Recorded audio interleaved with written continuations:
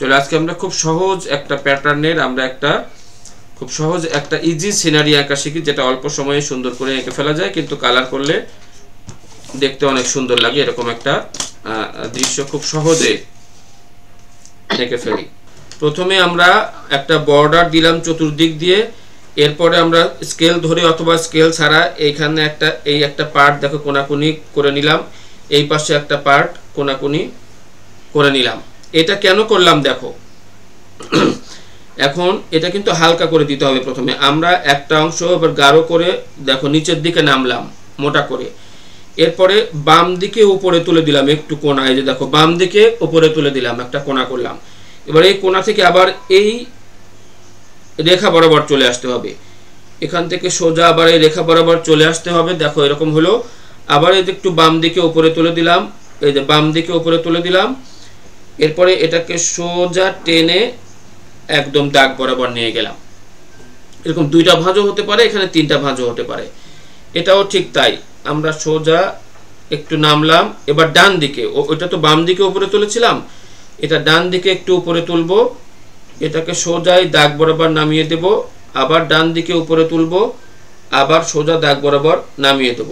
এই কাজটা করে এই যে এই সোজা রেখাটা যেটা এঁকেছিলাম, এই অপ্রয়োজনীয় অংশটুকু আমরা মুছে দেব, এই যে এইটুকু আমরা মুছে দেব। তাহলে এইরকম আমরা দুইটা পার্ট পেয়ে গেলাম। দেখো কাগজের দুই পাশে দুইটা পার্ট পেয়ে গেলাম।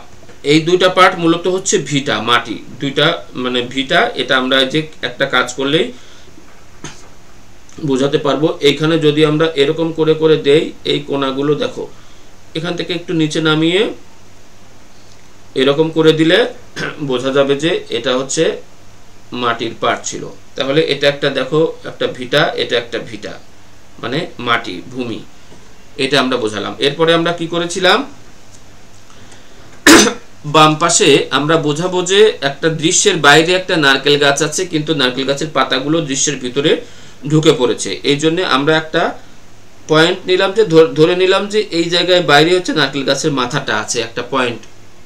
এরকম করার পরে এরপরে কি করেছিলাম, আমরা এখান থেকে এরকম এই পাতাগুলো ঠিকঠাক মতো আঁকার জন্য পাতার একটা প্যাটার্ন আমরা এরকম ভাবে হালকা, এটা কিন্তু হালকা, এটা কিন্তু থাকবে না, মূলত পাতা আমরা জিগজ্যাগ করে আঁকবো, কিন্তু এরকম এরকম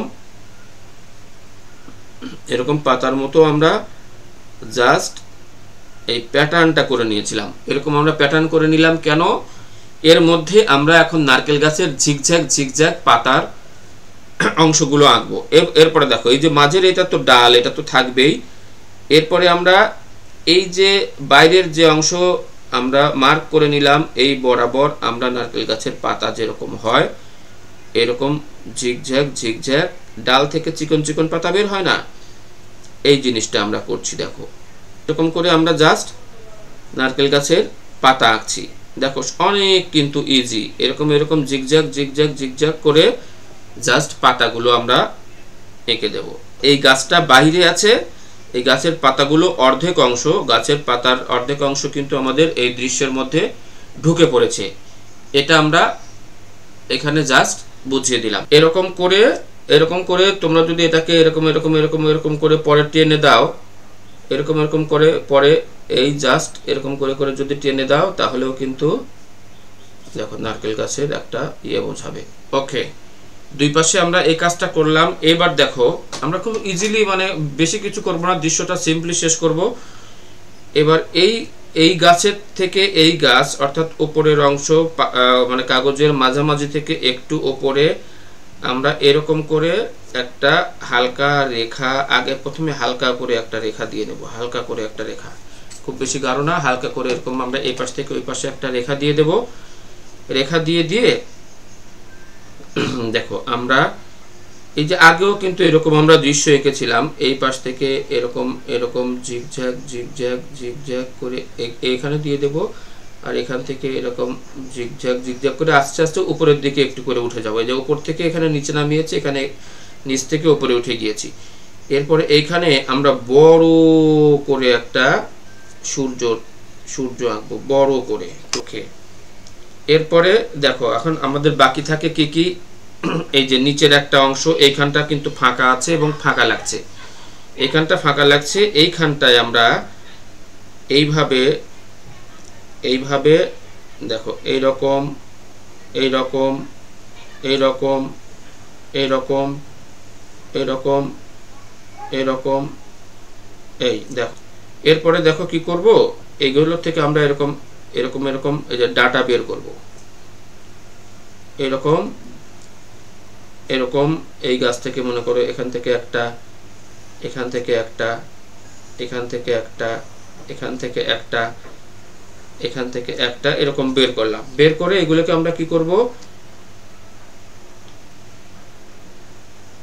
এরকম করে একটু মোটা করে দুই পাশ থেকে দুইটা রেখা দিয়ে এরকম আমরা কাশফুলের মতো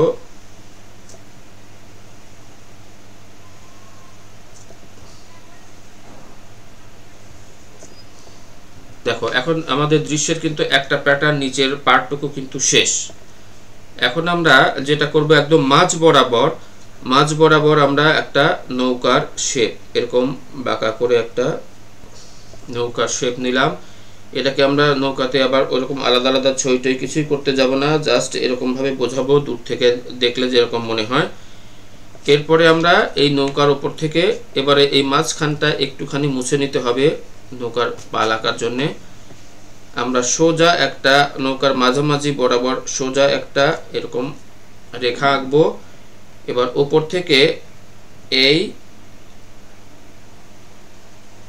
এইভাবে আমরা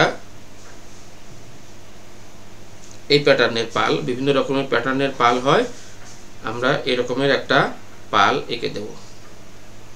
এখান থেকে কিন্তু এরকম একটা দড়ির মতো অংশ বের হয়। এখানে একটা মাঝি বোঝাবো আমরা, যে বসে আছে, দেখো একটা গোল দিলাম, নিচে একটু মোটা করে দিলাম, জাস্ট এইটুকুতেই কিন্তু বোঝানো যায় যে এখানে একটা মাঝি বসে আছে। আর আরেকটা জিনিস বোঝাবো কি আমরা, যে দূরে দূরে মনে করো আরো কয়েকটা নৌকা আছে, ছোট ছোট নৌকা দেখা যাচ্ছে। দেখো আমরা জাস্ট এটা কত সহজে আঁকতে পারি, এরকম বাঁকা করে দিয়ে, এরকম করে দিয়ে এখান থেকে জাস্ট এই কাজটা করে দিলেই এই একটা নৌকা, এটার পাশাপাশি মনে করো আরেকটা নৌকা এই করবো। দেখো এটা মনে হচ্ছে যে দূরে দুইটা নৌকা দূরে চলে যাচ্ছে। দেখো আমাদের কিন্তু একটা দৃশ্য আঁকা শেষ। এর মধ্যে কিন্তু আমরা ঘর বাড়ি এটা ওটা আমরা বেশি কিছু মনে করি নাই, জটিল কিছু করি নাই। এখন শুধু এই যে আমাদের যে দুই পাশে দুইটা মাটি বা ভিটার মতো অংশ থাকলো, এখানে আমরা কিছু এরকম করে জাস্ট এরকম করে ঘাস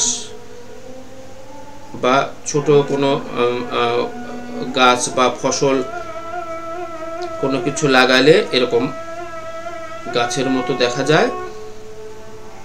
মনে করো এটাকে আমরা ফসলের মাঠ চিন্তা করতে পারি, নদীর পাড়ে এই পাশে এবং এই পাশে উভয় পাশে আমরা এই কাজটা করব। এরকম এরকম করে গাছের মতো বা ঘাসের মতো এঁকে দেব। দেখো আমাদের কিন্তু দৃশ্য আঁকা শেষ।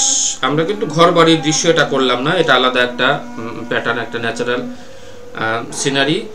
এখন আমরা এক্সট্রা যে কাজগুলো করতে পারি, আমরা মনে করো দূরে পাখি উড়ে যাচ্ছে, এরকম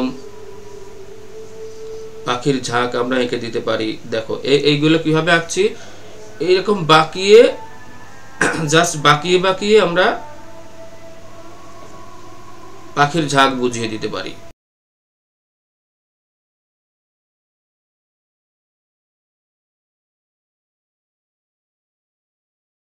এখন দেখো আমাদের এই যে এই অংশটুকু আমরা এখন কালার করছি না, এটাকে মনে করো আমরা পেন্সিল স্কেচ হিসেবেই যদি আমরা রাখি, তাহলে এই অংশগুলাকে এই যে এখানে যে দেখা যাচ্ছে এটা কিন্তু দূরের গ্রাম, এটাকে যদি আমরা পেন্সিল দিয়ে গাঢ় করি তাহলেও হবে। আর যদি তোমরা কালার করো তাহলে এটা হচ্ছে একটা ডার্ক সবুজ কালার, এটা দিতে পারো, অথবা ব্ল্যাক।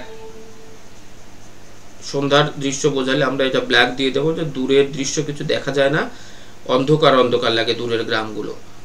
আমরা পেন্সিল স্কেচ করছি যেহেতু, আমরা এইভাবে এটাকে ডার্ক করে দিয়ে এটা বোঝাবো।